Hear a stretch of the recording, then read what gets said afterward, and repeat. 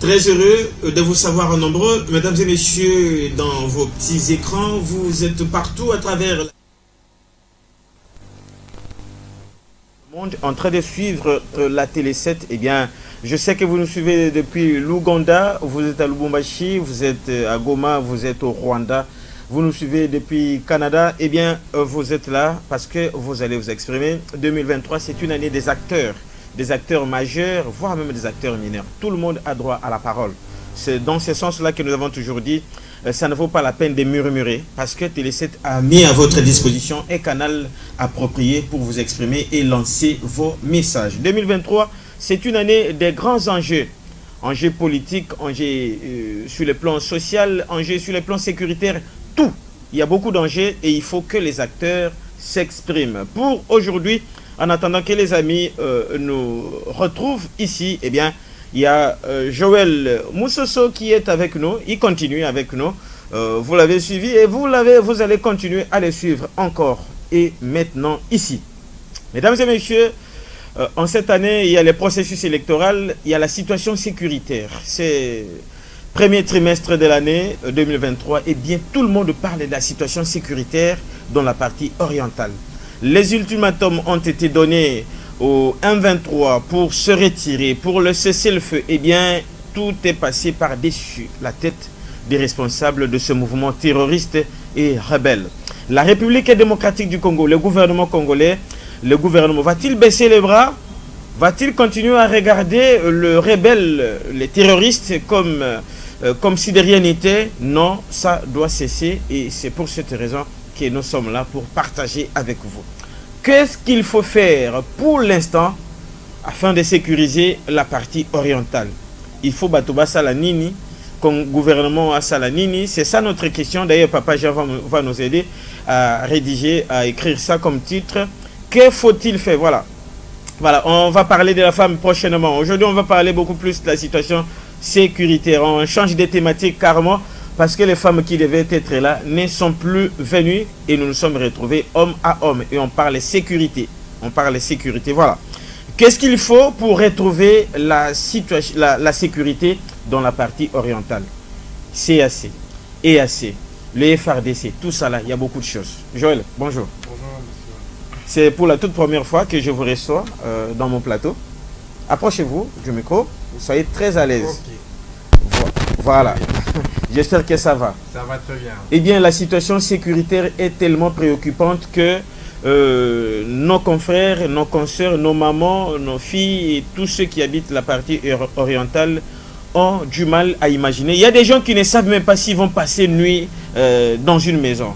Il y a des gens qui passent une nuit à la Belle Étoile et tout est compliqué. D'après vous, c'est quoi la magie? C'est quoi? Il faut faire quoi pour rétablir la sécurité, la paix dans cette partie de la RDC? Merci pour la question. Je pense que ce qui s'est fait là, c'est inhumain. Vraiment, c'est vraiment, je me répète, c'est vraiment trop inhumain, puisque ces massacres, ces tueries sont tellement répétitifs. Cette année, nous voulons que la guerre puisse il y avait un ultimatum, j'espère qu'on en parlera aussi, que le président français Emmanuel Macron avait donné à ses groupes rebelles. C'était jusqu'au mardi passé. 6 jours après, les rebelles M23 n'ont pas cessé le feu. Ils continuent à tirer. Et je pense que la voie diplomatique a échoué. Et je pense que maintenant, ou jamais, c'est maintenant, on doit passer par le front de la guerre. Il faut déclarer. Moi, je suggérerais même à nos dirigeants d'aller en guerre face à ces gens. Parce que c'est ce qu'ils font, c'est trop méchant. Allez-y. Ce qu'ils font, c'est trop méchant. Voilà pourquoi le gouvernement de Warrior ont rejeté, les membres du gouvernement de Warrior ont rejeté encore une fois l'appel du M23 qui avait demandé qu'on puisse encore aller dialoguer avec eux. On signe des accords avec des gens, ils ne respectent pas, ils veulent encore qu'on aille au dialogue. Ça, c'est joué avec le peuple congolais. Heureusement, le gouvernement congolais a dit non, a rejeté cet appel. Nous ne voulons plus dialoguer avec ces gens. Ce matin, j'ai appris que les FARDC ont attaqué plusieurs localités qu'occupaient les M23.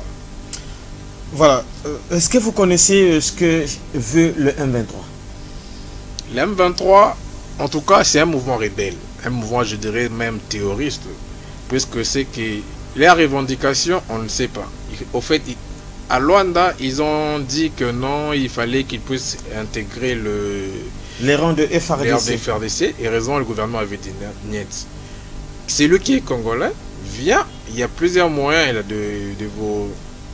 y a des formations qu'on devrait leur soumettre, menuiserie, je sais pas moi. Mais pas l'armée. Pas l'armée, non, on ne veut plus que l'armée soit infiltrée cette fois-ci. Est-ce que vous pensez que le gouvernement va aller jusqu'au bout de cette logique-là? En tout cas, ils ne peuvent pas changer cette logique, puisque intégrer encore ces mouvements rebelles dans l'armée, en tout cas, c'est rien faire. C'est quoi l'inconvénient? L'inconvénient, c'est parce que ces gens-là, en tout cas, ils ne sont pas sincères avec leur propre conscience, parce qu'ils signent des accords qu'ils ne respectent pas. Pensez-vous qu'une personne qui signe des accords qu'il ne respecte pas, vous l'intégrez dans notre armée, il sera encore un ennemi dans le FRDC. Mieux vaut combattre à distance que de combattre en étant encore au FRDC. On sait que, moi, je parle souvent de notre régime, qui est de l'UDPS. On a hérité une armée infiltrée. Il y avait même des généraux rwandais au sein de FRDC. À chaque fois, il y avait des stratégies. On peut se dire, le mardi à 8h, on va attaquer Kibunda. Mais à 19h, l'information est déjà au Rwanda. Voilà un peu déjà les intégrer encore. Et pour une fois, c'est vraiment là, c'est jouer avec le peuple congolais. Et on dit qu'est-ce que les gens de l'UDPS pensent de cette guerre d'agression du Rwanda? À l'UDPS, vous dites quoi? Vous pensez à quoi? On en a marre. On en a marre puisque ces tueries font mal. L'UDPS et sur toute l'étendue de la République, à Beni, à Bunagana, il y a aussi les membres de l'UDPS là. Donc on n'a pas mal que pour nos militants de l'UDPS, pour le peuple congolais d'une manière générale, on a un président de la République qui veut vraiment mettre fin à cette barbarie, si vous me permettez un peu ce terme. L'UDPS en a marre et l'UDPS ne veut plus. Alors, vous êtes congolais, vous êtes jeune, vous êtes cadre au sein du parti. Quelles sont les pistes et les solutions que vous proposez au gouvernement congolais après la diplomatie qui jusque-là n'a pas encore trouvé de solution? L'armée aussi, il n'y a pas de solution. Dans l'armée, oui. Maintenant là, il n'y a qu'une voie à suivre. À mon avis, ça je suis libre d'émettre un point de vue. À mon avis, ce genre, c'est que les ministères de la Défense, ensemble avec certains généraux qui dirigent les FARDC, doivent passer maintenant à l'offensive. Parce que... Mais ça n'a pas commencé aujourd'hui, cette offensive dont vous parlez. Non, des fois qu'est-ce qui s'est fait là? L'UDPS, pas l'UDPS, le gouvernement central, avait deux voies à suivre. Il y avait sur le front diplomatique. Il y a la diplomatie et il y avait aussi la guerre. Et la guerre. Sur le plan diplomatique, c'est pas un échec, c'est une réussite parce que on a fait dire aux gens ce qu'ils ne devaient pas les dire. On le sait tous, la guerre de l'Est, ça n'a pas commencé sous le régime Tshisekedi, ça commence, ça date de longtemps, depuis même Mobutu. Mais aucun régime... Mais avant que le 1-23 a été déjà défait depuis... Est-ce que défait sur base d'un accord, vraiment là, c'était catastrophique. Mais à un moment donné, on ne parlait plus du 1-23 ici en RDC. Est-ce que parce qu'ils avaient signé des accords avec ces gens. Les articles qui composaient cet accord, en tout cas, c'était catastrophique. Les hommes passent et les institutions restent. Vrai ou faux? Vrai. Alors, ça veut dire que le gouvernement actuel devrait aussi voir comment est-ce qu'il fallait... soit céder aux revendications du 1-23. Céder, c'est-à-dire quoi? Prendre ces rebelles, les intégrer au FRDC, ça jamais. Jamais. Et maintenant que... On leur a demandé de rentrer au Rwanda. Mais il y a des Congolais. Oui, il y a des Congolais aussi dans ces mouvements rebelles. Ceux qui sont Congolais, il y a des voies ou des propositions. On devrait les former et faire la réinsertion au sein de la population. Donc pour qu'ils deviennent des civils. Des civils. Mais voilà. Ils ne veulent pas quand même être civils, ils veulent servir toujours. Mais non, ils viennent d'abord, on les forme et puis après on verra. Parce que là, ils ont ce son d'un rebelle. Les Français les disent, qui trahit, trahira. Donc le fait d'être déjà un rebelle, l'intégrer au sein des FRDC, en tout cas, c'est jouer avec le peuple congolais. Mais il y a certaines personnes qui pensent, et certains observateurs avertis, qui estiment que le 1-23, le FRDC n'arrive pas devant le 1-23. N'arrive pas. Bon, arriver, c'est-à-dire arriver dans près de non, n'arrive pas à soulever la tête. Non, oh, non, faut.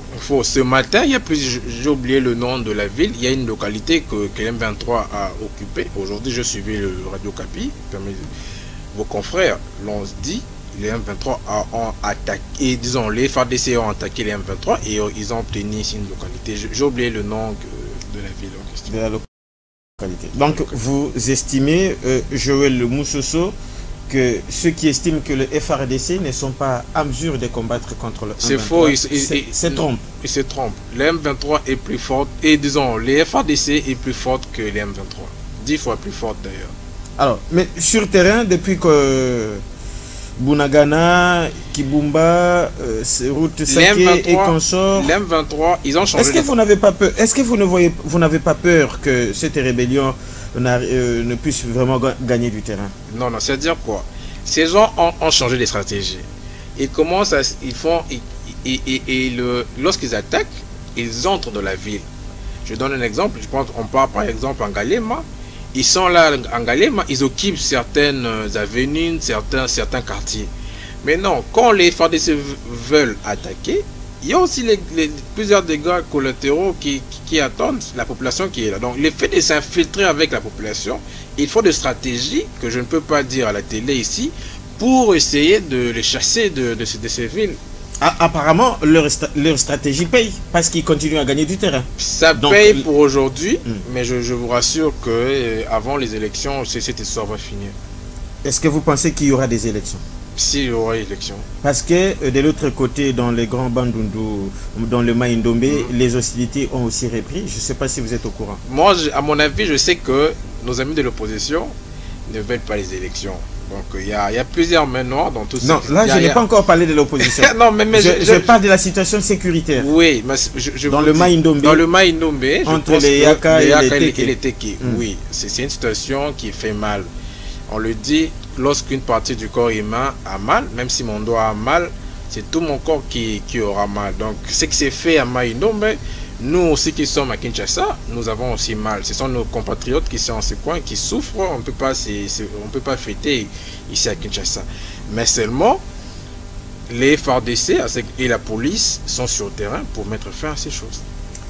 La délégation du Conseil de sécurité de l'ONU était dans la partie orientale pour palper, voir comment est-ce que se présente la situation sur le terrain. Mais quand je suivais un Rivière, qui est l'ambassadeur de la France du côté de l'ONU, il estime que le FRDC, le gouvernement congolais, doit se défendre et doit prendre sa responsabilité, ne pas toujours attendre des Nations Unies. Bon, très belle question. Ces messages ou ces propos coïncident avec ceux de Macron. Voilà. Ça prouve déjà que... A-t-il tort? Ils n'ont pas tort. Ils n'ont pas tort. On va essayer de défendre notre patrie. Le Congo ne sera jamais balkanisé. Nous allons défendre notre... Jusqu'à la dernière minute, on va le faire. La stratégie prise par le chef de l'État de parler du M23, du Rwanda un peu partout, au parler du peuple devant le maman, il accuse le Rwanda. Mais le président accuse le Rwanda devant le maman au palais du peuple. Pendant qu'ils sont venus célébrer la journée du 8 mars. Le président parle du Rwanda devant le maman. C'est une réussite. Les 18 ans du régime passé, on disait tous les mouvements rebelles. Il n'y a aucun politicien, je mets tout le monde en défi, personne n'a cité nommément le nom du Rwanda. Jamais il y a même l'Union européenne, l'Union africaine, l'ONU, l'Organisation des Nations Unies ainsi que les États-Unis, tous ont tourné le dos au Rwanda en citant, ils ont condamné l'agression. Sauf que ces derniers temps, on ne comprend pas. C'est bien de condamner, mais qu'est-ce qu'il y a après? On voit la Russie a été frappée par plusieurs sanctions. Le président Emmanuel Macron avait promis que s'il ne respecte pas ces délais, il y aura des sanctions. Jusqu'à là, 6 jours après, il n'y a aucune sanction qui a été sur la table d'Emmanuel Macron. On se pose des questions. Est-ce que ces gens-là veulent la fin de la guerre ou ils ne veulent pas? Non, là, vous voulez encore accuser les autres. Oui, j'ai commencé d'abord par poser encore la question. Est-ce que cette stratégie prise par le chef de l'État est normale? De parler du Rwanda et du M23 un peu partout là. Qu'est-ce qui va changer sur le terrain? Très bonne. Laissez-moi, accordez-moi le temps de vous répondre. Vous avez la parole. Merci. Mais le chef de l'État étant garant de la nation, il est le commandant suprême du pays. Il commémorait la journée du 8 mars en présence de nos mamans à l'Assemblée nationale. Le président de la République parlait de la guerre. Lorsqu'on parle de la guerre, on parlera de nos adversaires. Nos adversaires, c'est le Rwanda et le M23. Ce n'est que normal, lorsque le président de la République parle de la guerre à l'est du pays, il ne cessera jamais de citer le nom du Rwanda ainsi que du M23. Chose normale. Au moins qu'il parle dans ses discours diplomatiques, soit sur le discours financier, il ne parlera pas de ça. Mais lorsqu'il parle de la sécurité, on sait que c'est le Rwanda qui agresse le pays, notre pays. Il ne peut que citer ce nom. Qu'est-ce qui va changer sur le terrain entre les discours et les faits? Qu'est-ce qui va changer? Ce qui va changer, c'est que c'est une manière de mettre à nu le complot. Je n'accuse pas la communauté internationale, mais à mon avis, je pense qu'eux aussi, d'une manière directe ou indirecte, soutiennent aussi le Rwanda, puisque un président français, devant la presse, conférence de presse avec ton homologue congolais, tu dis haut et fort que jusqu'au mardi, cessez les faits. Le président français, mardi, pas de cesser les faits, ça tire jusqu'à ce jour. 6 jours après, on attend ces sanctions. Je ne sais pas si ça doit venir du ciel ou pas. Est-ce que nous devons toujours attendre des sanctions qui viennent de l'Union européenne, des États-Unis? C'est une manière d'éduquer le Rwanda. La Russie lui aussi, la Russie a été frappée par plusieurs sanctions économiques. Pourquoi est-ce que, d'après vous, parce que vous êtes de l'UDPS, pourquoi est-ce que le gouvernement congolais ne peut pas attaquer directement le Rwanda militairement, attaquer une frontière du Rwanda? Non, mais là en fait, nous sommes membres de la SADC, de l'EAC, nous sommes membres de l'Union africaine. Déclarer la guerre avec le Rwanda, je pense qu'il y a des voies à suivre. Je pense, à mon avis, toutes les voies que le président de la République a prises, c'était juste pour prouver au monde que le jour où nous, la RDC, à chaque fois, on sait qu'une fois, l'avion avait essayé de survoler le Rwanda planifié comme un enfant. Non, Et le Rwanda avait attaqué notre avion, qui a été déclassé. C'est d'ailleurs bien. C'est comme dans un match de football. Mais il n'y avait pas eu de réciprocité. C'est bien bon. Des fois, le silence est plus fort qu'un long discours. Pendant ce temps que vous préférez les silences, il y a des Congolais qui meurent tous les jours. Non, mais je vous ai dit ce matin, les FARDC ont attaqué une localité. Ils ont même d'ailleurs récupéré cette localité ce matin d'ailleurs. Alors, je vais vous poser la question là, c'est une parenthèse. Vous pensez que effectivement, il y aura les élections pour 2023 en décembre, malgré la situation, malgré l'insécurité, malgré les territoires occupés, malgré que le Maïndombe, le Teke et les Yaka se battent, se tuent et s'entretuent tous les jours, il y aura des élections. Donc, élections ou rien. Non, non. Même s'il y a des morts, élections. Non, non. Et qui est, c'est pas une province entière qui est occupée par les rebelles. Élections. Non, non. C'est quoi la priorité? Le président de la République, Félix Antoine Tshisekedi, l'a si bien dit devant son homologue français. Son souhait, ce n'est pas d'aller aux élections sans une partie de la République. Donc, même un quartier, même juste une localité, tout Congolais, toute l'étendue de la RDC, nous devons aller aux élections. Mais il y a une contrainte. La guerre est réelle. La guerre est là. Et ses conséquences sont réelles.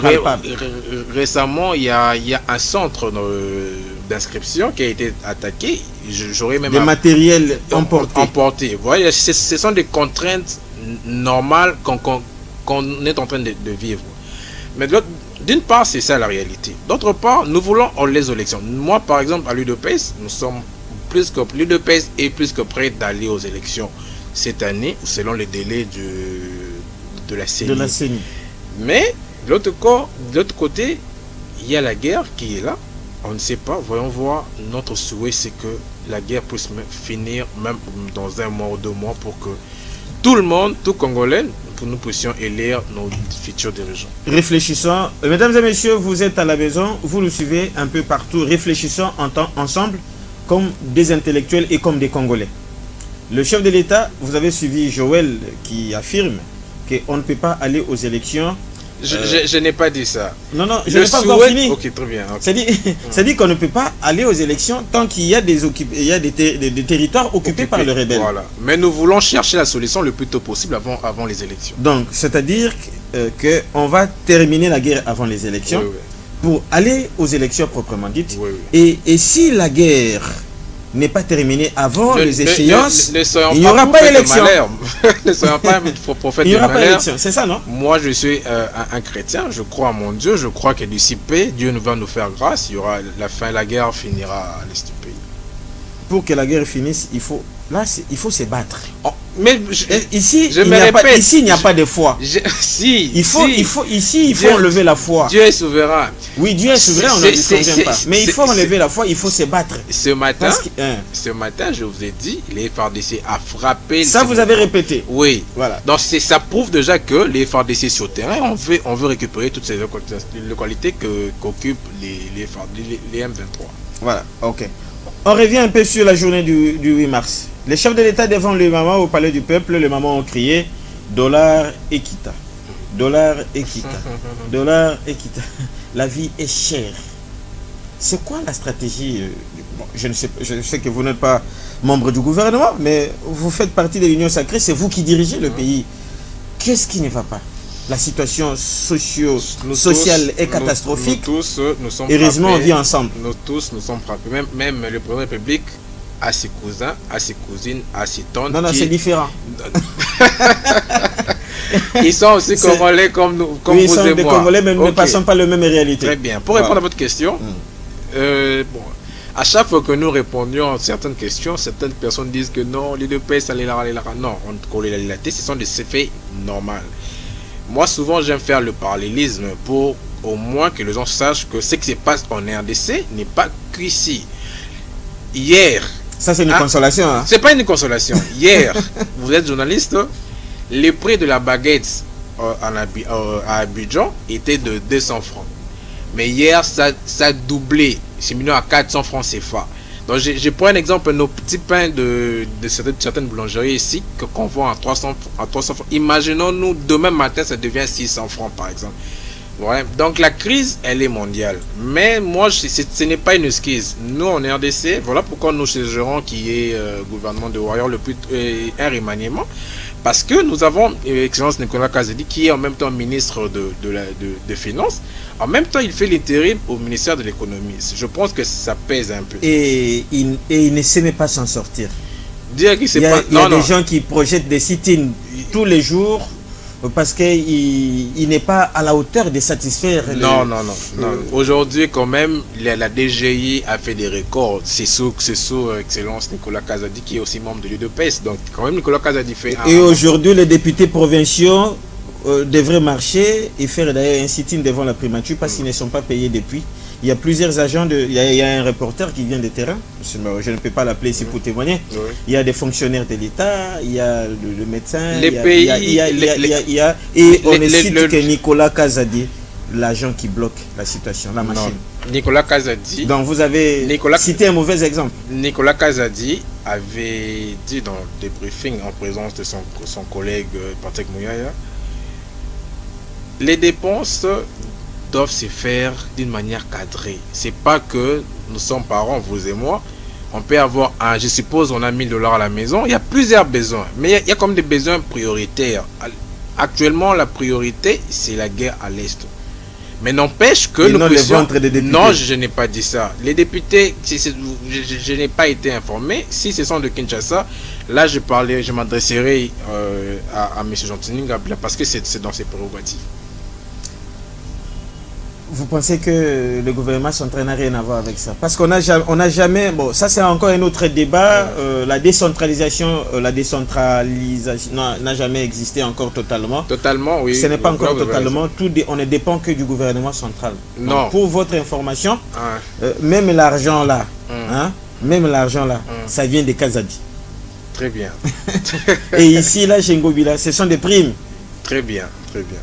Je pense que, je me répète encore une fois, le pays est en guerre. La guerre demande beaucoup de moyens. Vous êtes journaliste, vous n'allez pas me contredire. Alors ces gens-là doivent...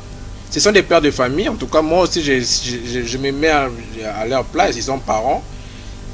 C'est combien de mois déjà derrière? Je ne sais pas. Il y a plusieurs mois. Plusieurs mois. Donc je pense que si l'excellence de Nicolas Kazadi le suit, il essaie un peu de décanter la situation. Parce que ce sont des pères de famille aussi qui cherchent aussi à vivre. Voilà, ce n'était qu'une parenthèse. Hein. On a cité les noms de Nicolas Kazadi justement pour une parenthèse parce que la situation financière du pays... Mais je pense qu'il est trop chargé parce que étant ministre mais de pourquoi Finances... les Congolais ne démissionnent pas? Non, démissionner comment? On avait un ministre de l'économie qui avait menti la nation. Je pense en décembre 2021. L'Impiodi n'était pas venu, les poulets n'étaient pas venus, tout le monde le sait. Il y avait une motion de censure à l'Assemblée nationale, on l'avait destitué. Et le chef de l'État avait désigné M. Nicolas Kazadi, excellent Nicolas Kazadi, pour faire l'intérim au ministère de l'économie. Alors, vu un peu les charges qu'il a au ministère de Finances, c'est deux ministères techniques. Je pense que le remaniement qu'on attend tous, c'est maintenant une urgence parce que je pense qu'il est un peu chargé. Oui, je disais avant que le remaniement n'intervienne, pourquoi les Congolais n'ont pas la culture de démissionner? Qui doit démissionner? Le ministre. Pour avoir fait quoi? Pour être surchargé. Non, il gère très bien nos finances. Voilà pourquoi les gens ne comprennent pas sa gestion. Il y a des priorités. Dans la chaîne des dépenses, des fois on regarde, bon, par rapport à X, Y, c'est quoi la priorité? Il y a la guerre, il y a nos soldats qui sont au front, ils doivent... Et on le sait tous que le pays était sous embargo, on a enlevé l'embargo. C'est-à-dire qu'il faut aussi penser à l'achat des armes, qui est aussi une urgence. Vraiment, tout ça, c'est un peu compliqué avec la crise qui est mondiale. En Afrique du Sud, le taux d'inflation, il est à un peu plus de 20%. On quitte ça. La Mouka a marché le week-end. Je ne sais pas s'il faut parler de la Mouka. Voilà. Je ne sais pas s'il faut parler de la Mouka. Je ne sais pas si la Mouka existe encore. Ne m'en veux pas, vous qui me regardez. Moi, je suis un journaliste. Je ne sais pas si la Mouka existe parce qu'il y a un nouvel élan qui s'est dit aussi la Mouka. Il y a SID avec Martin Faoulou. Il y a Moïse Katumbi, il y a Jean-Pierre Bemba, il y a le président Félix Tshisekedi, il y a Matungulu, il y a des gens là qui faisaient partie de la Mouka ensemble. Malheureusement, chacun a fait sa valise et a choisi son camp. Bon, il y a eu quand même les membres de l'opposition qui ont marché le week-end pour soutenir le FRDC. Mais curieusement, on accuse l'UDPS de ne pas soutenir la vision. C'est quoi? Pourquoi vous ne soutenez pas une bonne vision? Non. Je l'ai suivi. D'abord, ses propos étaient un peu... c'était pas des propos dignes de lui. Dire que il a dit ça, si les militants de l'UDPS étaient intelligents. Donc je pense que c'est une des choses que M. Fayoulou, on est déjà habitué dans ces insultes. Bon, c'est un opposant. L'opposition n'est pas égale aux insultes.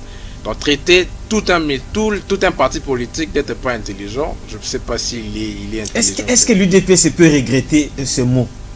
Est-ce que l'UDPS peut regretter ces mots de Fayoulou quand il dit si les gens de l'UDPS étaient intelligents? Non, parce que vous avez sorti des mots plus que ça.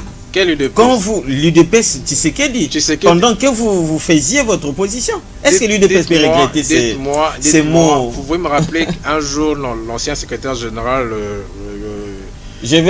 la prochaine fois qu'on sera ici, je viendrai avec les extraits. Ok, avec les extraits, les extraits des vidéos ou encore des audios. Si 2 ou 3 personnes se réunissent. Même du président de la République. Si 2 ou 3 présidents. En tant qu'opposant. Non. Le président de la République, je sais qu'il avait gueulé aux policiers en leur disant que. Vous vous rappelez de ça? Oui, je me rappelle. Pas seulement de ça. J'ai dit des audios. Nous avons des archives. Apportez ça, invitez-moi, je vais essayer que ça soit aussi authentique. Alors, vous ne partagez pas la vision avec ceux qui sont comme derrière le FRDC. Alors, et tout le monde se pose la question, quelle est votre vision? Parce qu'on marche pour soutenir le FRDC, vous vous opposez, on accuse même certains membres de l'UDPS qui ont tabassé certains députés provinciaux de Kinshasa. Non. Beaucoup de choses là. Vous savez, des fois j'ai mal quand on nous accuse à tort. On nous accuse, un bon matin, quelqu'un se réveille, ce sont les gens de l'UDPS. Non, moi je suis membre de la Ligue des jeunes de l'UDPS. Le samedi, nous avons réunion dans certaines... Le jour où il y avait manifestation, j'aurais appris que sur la deuxième où il y avait un groupe de gens, entre guillemets, de l'UDPS qui avait attaqué. Non, c'est faux, archi faux, puisque l'UDPS, le samedi, chacun avait vaqué dans ses occupations. Il y a certains qui ont vaqué dans les occupations pour attaquer, pour battre certains politiciens. Je pense que c'est une frange de la population quinoise qui ne veulent pas de ces gens. Parce que marcher avec Matata Ponyo à côté, ça c'est insulter le... Est-ce que moi, Matata Ponyo peut devenir opposant dans cette nation? Non, parce que je pense qu'il le sadique de la RDC, donc d'après vous, Joël, le plus mauvais de tous les Congolais, d'après vous, c'est Matata Ponyo. Il est parmi les plus mauvais. Matata Ponyo est parmi les... Je sais que nous savons ce que Matata Ponyo a fait dans cette nation. Et parce qu'il a fait quoi? Mais on le sait tous, non? Et bon, permettez-moi que je le dise, Oloni, Los Nabukangalozo et Boti Université Nakino. Je vous les répondre. Donc, c'est pour cette raison qu'il ne peut pas marcher. Non, mais lui, au moins, il a construit ne fût-ce qu'une université. Il a construit quand même une université. Là, il y a à boire et à manger là-bas. Il gagnait combien pour construire? Pour le bien-être quand même de... Il gagnait combien pour construire cette université? Vous pouvez me dire son salaire et puis pendant les 5 ans qu'il était premier ministre, il pouvait construire ça? Donc, il ne pouvait pas construire une université, non. Il devait seulement bouffer et multiplier les femmes. Il fallait, comme font les autres. Non, c'est-à-dire qu'il fallait construire. Parce que c'est une université privée. C'est une université Mapante. C'est à lui, c'est pas à la nation. Et au moment où, pendant sa gestion, pendant qu'il était Premier ministre, même pas une université qui a été réhabilitée. C'est anormal.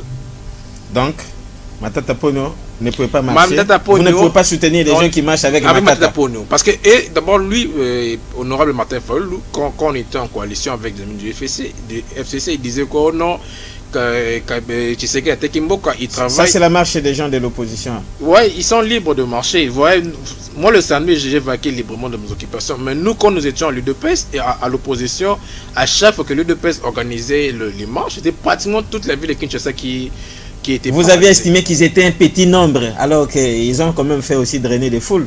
Mais avec l'ensemble de Moïse Katumbi, monsieur l'honorable... comment on l'appelle encore ce monsieur Martin Fayulu, plus Matata Ponyo. Il a maintenant un parti LGD, je pense, un drapeau avec des drapeaux rouges. Ça vraiment, vous pensez que l'UDPS à l'opposition organise une marche, ce sera comme ça? Oh, mais ce sont des Congolais.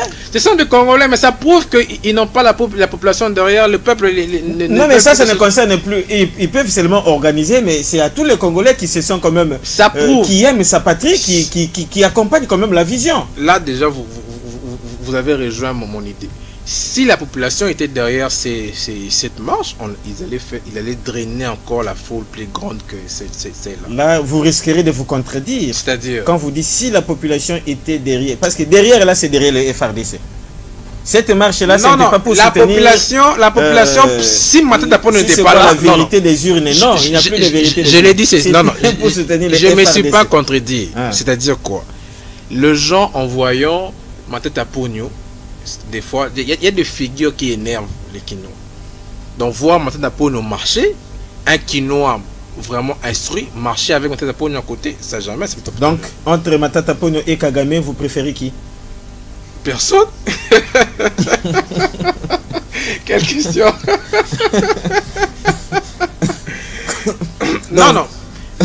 En fait, la voix qu'ils ont prise... C'est un sénateur congolais, mon frère. Oui. C'est un sénateur. C'est un ancien premier ministre. Il a les mains sales. C'est un professeur d'université. On sait tous comment ils sont devenus professeurs d'université. Ils ont les mains sales. Ils peuvent pas... Un Congolais 100%, des pères et des mères.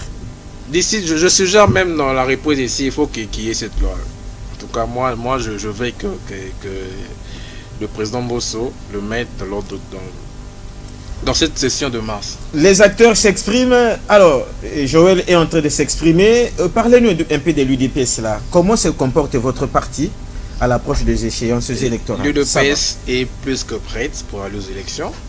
Le secrétaire général... Vous êtes sorti du sommeil.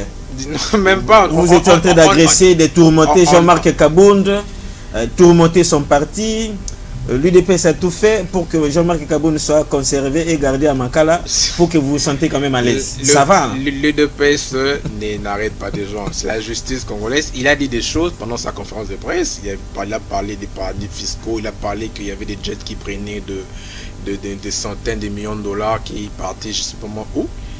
Devant les juges, on a des honorables Jean-Marc essayé de prouver, il a balbutié comme un enfant. Donc c'est pas l'UDPS qui a incarcéré... Allons-y, parlons de l'UDPS seulement. Vous avez compris que c'est... Parlons de l'UDPS. L'UDPS, nous on est prêts pour aller aux élections. La preuve, le secrétaire général Augustin Kabouya était à Kananga de mardi, il est rentré hier. Il a retrouvé le pouvoir. C'est-à-dire parti. À un moment donné, non, pas Kabouya. À un moment donné, c'est l'autre. C'est pas Kabouya. Non, il a retrouvé, il a convaincu quand même tout le monde cette fois-ci. Les secrétaires, depuis que nous sommes au pouvoir, le président de la République, quand il a prêté serment, il avait fait un mandat spécial. Un mandat spécial qui est aussi contesté par plusieurs cadres du parti, nommant, désignant M. Jean-Marc Kabound comme président AI. Mais juste après, M. Kabound, avec l'euphorie du pouvoir, trop de dérapages. Lui-même honorable, lui-même roulage. Et il a fait ce qu'il a fait. On a vu une de ses gardes aller prendre une munition. Tout ça là, vous étiez en train d'acclamer. Non, vous étiez en train d'acclamer Jean-Marc Kabound quand il faisait ça en tant que militant de l'UDPS. Vous acclamiez Kabound, non? Les téléspectateurs me suivent. Ils peuvent aller sur ma page Twitter. J'ai écrit Joël Moussoso. Ils peuvent relire mes anciens tweets. J'avais à ce temps-là décrié le mauvais comportement de M. Jean-Marc Kabound. Il n'était pas un roulage, mais il donnait des ordres. Sur le boulevard Poileau, il était pratiquement un dieu sur ce coin. C'est lui qui ordonnait les arrestations et consorts. Mais aujourd'hui, on a un secrétaire général, Augustin Kabouya Monabouté. En tout cas, il y a aussi AI aussi, non? Non, oui, il est aussi AI, oui, il est aussi AI. Vous êtes dirigé par des gens qui font des intérims. Non. Pour vous approcher aux élections, à l'approche des élections. Vous m'aviez répondu. Vous m'avez posé la question. Accordez-moi du temps pour vous répondre. Allez-y. Nous venons, il y avait des assises au niveau de Kikisantou. Ces assises-là, il y a ce qu'on appelle la CDP, la Convention démocratique du parti. C'est un organe qui peut aussi... un organe décisionnel et aussi ils prennent des décisions. Ils étaient allés au CDP, le quorum était atteint, il y avait des ministres qui sont aussi membres de la CDP, il y avait des députés ainsi que des députés provinciaux qui ont fait partie. On a désigné le secrétaire général Augustin Kabouya, on lui a donné tout son pouvoir, il peut actuellement nommer, il a d'ailleurs commencé à nommer dans certaines fédérations. Pour répondre à votre question, nous l'UDPS, nous sommes prêts pour aller aux élections. D'abord, la preuve, notre secrétaire général n'est pas dans son bureau sous une climatisation, il est sur le terrain. Il était à Miabi, je peux oublier son nom de son territoire, il est allé s'enrôler, il était en Bougimaï, récemment il a fait pratiquement 6 jours. Bref, il est partout. Il est partout, voilà, ça prouve déjà que il est au front pour essayer de... Est-ce qu'il est au front pour le bien ou il est là en train de régler des problèmes? Non, pour le bien du parti. Pour le bien du parti. Pour le bien du parti. Et pour réveiller à nos militants que, préparez-vous, nous sommes dans une année électorale, il y aura élection le 20 décembre 2023. Nous-mêmes aussi, moi je suis de la Ligue des Jeunes, le président de la Ligue des Jeunes, M. Adolphe Amissi, le PCL de l'OGEFREM, lui aussi, il est sur le terrain, malgré ses occupations au niveau de l'OGEFREM, parce qu'il est le patron du conseil d'administration d'une grande entreprise comme l'OGEFREM, ça lui prend du temps. Voilà pourquoi moi par exemple, je suis un de ces vaillants soldats, on est sur le terrain, on parle à la population que d'ici peu, nous allons voter pour 4 personnes. Beaucoup de gens ne le savent pas, c'est aussi un point. Allez-y. J'aimerais dire aux amis de l'opposition, il est temps. Quand nous, l'UDPS, on s'est... Non, allons-y. Les 4 personnes là, c'est... Nous allons voter pour le président de la République, ouais. Notre candidat. D'ici peu, on ira au Congrès pour désigner le président de la République, Félix Antoine Tshisekedi, comme candidat de l'UDPS. Deuxièmement, on va voter pour les députés nationaux. au niveau de la FUNA, on a un candidat, c'est M. Adolphe Amissi Makutano, mon président de la Ligue des jeunes. Ainsi qu'on aura des députés provinciaux. On votera aussi pour les conseillers municipaux pour une première fois depuis ces 3 dernières élections. C'était en violation parce qu'il y avait aussi les élections locales. Cette année, comme l'UDPS, nous prenons l'état des droits. L'état des droits, c'est aussi le respect de texte. Nous voulons respecter la Constitution en organisant aussi des élections au niveau municipal. Moi-même qui vous parle, on va organiser les élections sans recensement. Le recensement, l'ONIP travaille. L'ONIP je pense, a demandé un budget de 320 millions. J'espère que Nicolas Kazadi, avec son ministère de Finances, va essayer de décompter aussi les... On ferme la parenthèse, on évolue. C'est que je disais, on votera pour 4 personnes. Nous, le DPS, on est déterminés. On a, donc moi, par exemple, dans ma section, c'est les mbas aussi. On a déjà. Joël, la base, c'est où? Est-ce que vous avez une base? Moi, j'ai une très grande base. C'est où? Moi, je suis natif de la Cité Verte. Je suis né et grandi à la Cité Verte. J'ai fait pratiquement mon parcours scolaire dans la commune de Sélémba. Donc, Sélémba, c'est ma maison. Ok. Cité Verte, c'est aussi ma maison. Puisque les gens qui nous suivent, je leur recommande d'aller sur ma page Facebook. Tapez Joël J-W-E-2-L Joël Moussoso. Vous allez voir mes dessins. Hier déjà j'étais dans une de cellules de Azapé. Les gens m'ont accueilli. Il y a moi les gens, mais je réunis plus de... Récemment j'étais avec plus de 130 femmes. Et sans leur remettre même pas un 100 francs, ils sont venus écouter ma vision. Et ces dames aussi sont prêtes de m'accompagner. Bon, il nous reste 5 minutes, donc c'est 4 minutes plus. Votre vision là, c'est quoi? Résumez-nous comment votre vision. Cette année, nous voulons vraiment occuper certains postes au sein des institutions. Déjà, on a vu dans les nominations des bourgmestres, le président de la République, dans sa vision, il veut promouvoir la jeunesse. Il y a un bourgmestre, mon ami et frère, Fini Massombo, que je salue aussi. C'est là où mon mariage, la cérémonie de mon mariage, à Kassavou, voilà. C'est là où mon mariage civil le bourgmestre qui est là, c'est un jeune, il a moins de 30 ans. Ça prouve déjà que le président de la République veut responsabiliser le jeune du parti. Au sein du gouvernement, il y a un ministre qui fut notre président de la Ligue des jeunes, M. Yves Bonkou, le ministre de la Jeunesse. C'est sous son leadership. Aujourd'hui, on a un fonds spécial pour la promotion et l'entrepreneuriat de jeunes et l'emploi de jeunes qui est dirigé par le DG, j'ai oublié son nom. On a fini là. Vous n'avez pas fini à dévoiler votre vision. J'étais en train de répondre. Non, allez-y. En fait, nous voulons cette fois-ci, comme je disais, cette année, la jeunesse de l'UDPS est prête pour aller aussi dans des institutions dirigées aussi. Moi-même, je suis candidat au niveau municipal et puis je pense que dès que je serai élu conseiller municipal Cité Verte, je serai aussi candidat parce que aujourd'hui Manga Ezali la candidat bourgmestre de la commune de Sélémba ou et votre challenger? Peu importe les adversaires, avec le travail que je fais sur le terrain, je serai élu moi. Ça c'est bien.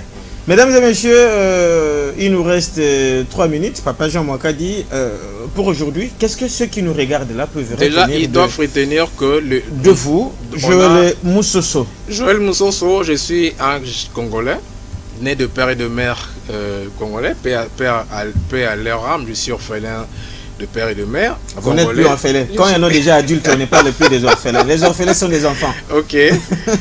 Je suis membre du comité fédéral de la Ligue des jeunes fédération de la FUNA. Je suis candidat à conseiller municipal circonscription électorale Cité Verte. Et je désire aussi, je pense qu'avec le soutien du parti, je serai retenu candidat bourgmestre de la commune de Sélémba parce que c'est la commune qui m'a vu grandir. Je connais les besoins, je connais les problèmes majeurs de cette commune.